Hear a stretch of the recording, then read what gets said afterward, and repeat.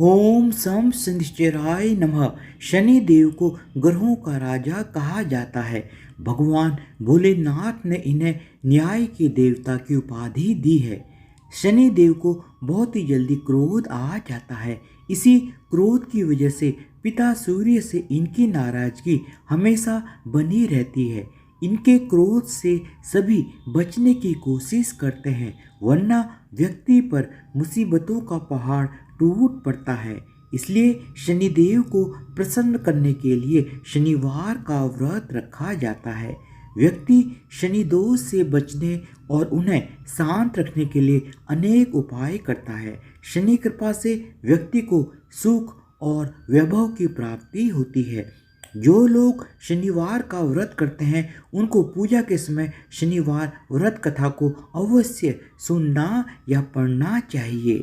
शनिवार की व्रत कथा एक बार सभी 9 ग्रहों सूर्य, चंद्र, मंगल, बुध, बृहस्पति, शुक्र, शनि, राहु और केतु में बहस हो गई। कौन सबसे बड़ा है? आपस में लड़ने के बाद सभी देवराज इंद्र के पास पहुंच गए। इंद्र असमंजस की स्थिति में कोई भी निर्णय नहीं दे पाए, परंतु उन्होंने सभी ग्रहों को सुझाव दिया कि पृथ्वी पर राजा विक्रमादित्य ही इसका फैसला कर सकते हैं, क्योंकि राजा विक्रमादित्य बहुत ही ज़्यादा न्यायप्रिय राजा हैं। सभी ग्रह पृथ्वी पर राजा विक्रमादित्य के पास गए और अपने आने का कारण बताया। राजा विक्रमादित्य उनकी समस्या को सुनकर बहुत ही ज़्यादा परेशान हो गए। उनका चिंतित होना लाजमी था, क्योंकि जिसको भी किसी से छोटा बताया तो वही गुस्सा कर जाएगा। राजा विक्रमादित्य के काफ़ी सोच विचार के बाद उन्हें एक उपाय सूझा। उन्होंने स्वर्ण, रजत, कांस्य, पीतल, सीसा, रांगा, जस्ता, अभ्रक और लौह से 9 सिंहासन का निर्माण करवाया और उन्हें उपयुक्त क्रम में रख दिया गया। सबसे निवेदन किया गया कि क्रमानुसार सिंहासन पर आसन ग्रहण करें। शर्त यह रखी गई कि जो सबसे अंतिम में सिंहासन पर आसन ग्रहण करेगा वही सबसे छोटा माना जाएगा, जिसकी वजह से शनिदेव सबसे बाद में आसन प्राप्त कर सके और सबसे छोटे कहलाए। क्रोध के आवेश में आकर शनिदेव ने सोचा कि राजा विक्रमादित्य ने यह सब कुछ जानबूझकर किया है। कुपित होकर शनिदेव ने राजा विक्रमादित्य से कहा, हे राजा, तू मुझे नहीं जानता। सूर्य एक राशि में 1 महीना, चंद्रमा 2.25 महीने 2 दिन, मंगल 1.5 महीना, बृहस्पति 13 महीने, बुध और शुक्र 1-1 महीने विचरण करते हैं, लेकिन मैं 2.5 से 7.5 साल तक रहता हूँ। मैंने बड़े बड़े का विनाश किया है। श्री राम की 7.5 आने पर उन्हें जंगल जंगल भटकना पड़ा और रावण की 7.5 आने पर लंका को बंदरों की सेना से परास्त होना पड़ा। क्रोधित शनिदेव ने राजा विक्रमादित्य से कहा कि अब आपको सावधान रहने की जरूरत है। इतना कहकर शनिदेव कुपित अवस्था में वहां से चले गए।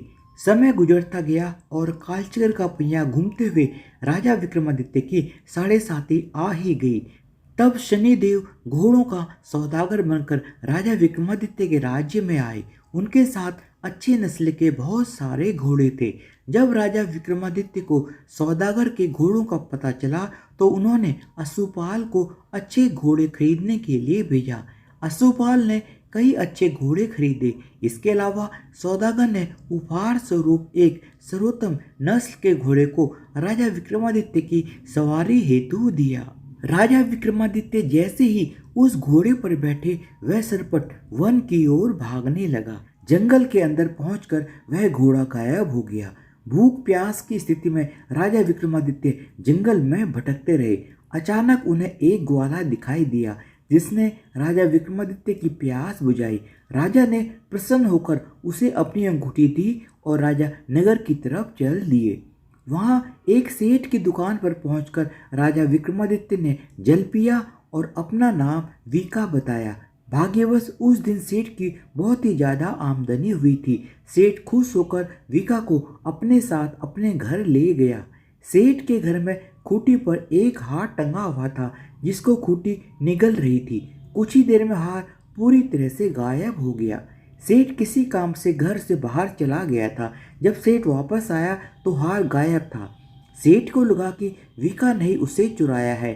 सेठ ने विका को कोतवाल से पकड़वा दिया और दंड स्वरूप राजा ने विका को चोर समझकर उसके हाथ पैर कटवा दिए। अपंग अवस्था में उसे नगर के बाहर फेंक दिया गया। तभी वहां से एक तेली निकल रहा था जिसको विका पर दया आ गई। उसने विका को अपनी गाड़ी में बैठा लिया।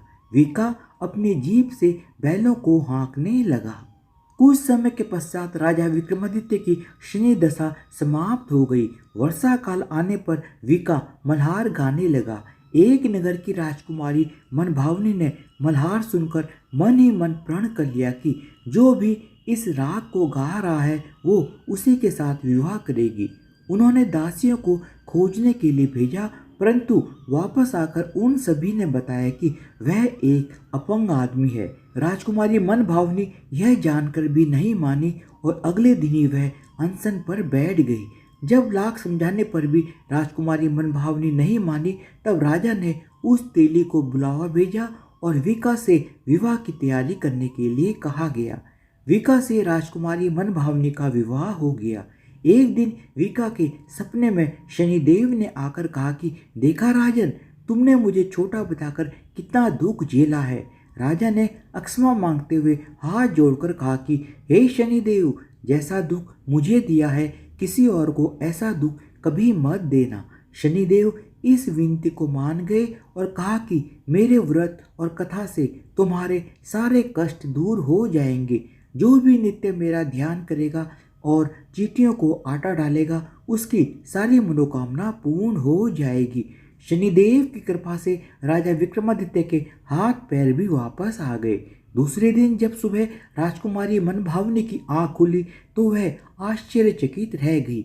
विका ने मनभावनी को बताया कि वह उज्जैन का राजा विक्रमादित्य है। मनभावनी खुशी से फूले नहीं समा रही थी। राजा और नगरवासी सभी अत्यंत प्रसन्न हुए। सेठ ने जब यह समाचार सुना तो वह पैरों पर गिरकर क्षमा मांगने लगा। राजा विक्रमादित्य ने कहा कि यह सब शनिदेव के कोप का प्रभाव था और इसमें किसी का भी कोई दोष नहीं है। सेठ ने निवेदन करते हुए कहा कि मुझे शांति तभी मिलेगी जब आप मेरे घर चलकर भोजन ग्रहण करेंगे। सेठ ने कई प्रकार के व्यंजनों से राजा विक्रमादित्य का सत्कार किया। जब राजा भोजन कर रहे थे तभी जो खूंटी हार निगल गई थी वही अब उसे उगल रही थी। सेठ ने अनेक मोहरें देकर राजा विक्रमादित्य का धन्यवाद किया और अपनी कन्या श्री कंवरी से पाणी ग्रहण का निवेदन किया। राजा विक्रमादित्य ने इसे सहर्ष स्वीकार कर लिया। राजा विक्रमादित्य अपनी दोनों रानियों मनभावनी और श्री कंवरी को लेकर उज्जैन नगरी लौट आए। सारे नगर में दीपमाला और खुशी मनाई गई। राजा विक्रमादित्य ने घोषणा करते हुए कहा कि मैंने शनिदेव को सबसे छोटा बताया था, लेकिन असल में शनिदेव ही सर्वोपरि हैं। तब से सारे राज्य में शनिदेव की पूजा और कथा नियमित होने लगी। सारी प्रजा के बीच खुशी और आनंद का वातावरण बन गया। शनिदेव के व्रत की कथा को जो भी सुनता या पढ़ता है उसके सारे दुख दूर हो जाते हैं और उसकी सारी मनोकामनाएं पूर्ण होती हैं। धन्यवाद। बोलो शनिदेव महाराज की जय हो।